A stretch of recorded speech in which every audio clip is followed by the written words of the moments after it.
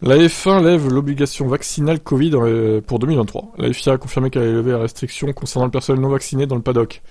Bah ça c'est une bonne chose. Bon, a priori, je pense que les trois quarts sont vaccinés. Hein, ils ont été obligés de toute façon, n'est-ce pas? Même si c'est inutile, hein, disons les choses.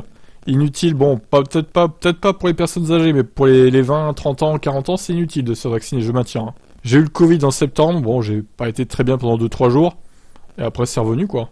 Sans être vacciné, évidemment. Mais bon, ça c'est encore un autre débat, on va pas rentrer là-dedans.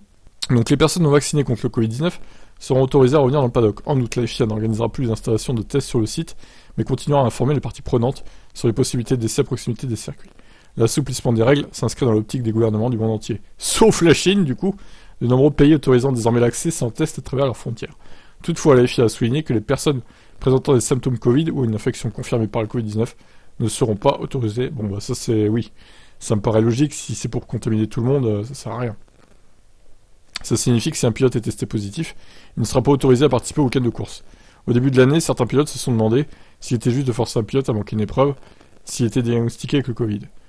Bah, moi je pense que oui quand même, parce que il faudrait pas que relancer une épidémie dans le paddock, alors là, ça serait le chaos quoi.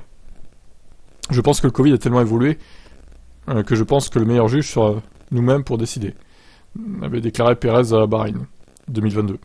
Depuis 2020, plusieurs pilotes, dont Pérez, ont été contraints de manquer une course en raison d'un test positif. Si un sport dans lequel vous pouvez courir sans trop propager le virus, je pense que c'est la F1, a ajouté Sainz.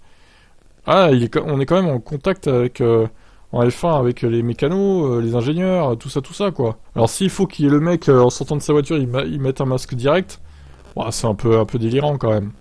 Je pense que vous pourriez faire toutes les réunions de retour dans votre chambre dentelle, arriver au paddock 15 minutes avant la séance, avec votre combi et votre casque. Ouais, non, c'est un peu risqué, je trouve. C'est un peu risqué. Bon, le tweetos Trog Bellum, là, le virus du Covid n'existe pas. Ouais, bon, lui, je pense que c'est un Provax, mais bon. Si, il existe encore, bien sûr, mais il est beaucoup moins puissant que le premier Covid. Il faut quand même le dire, donc je comprends l'assouplissement des règles et je suis en faveur de ça.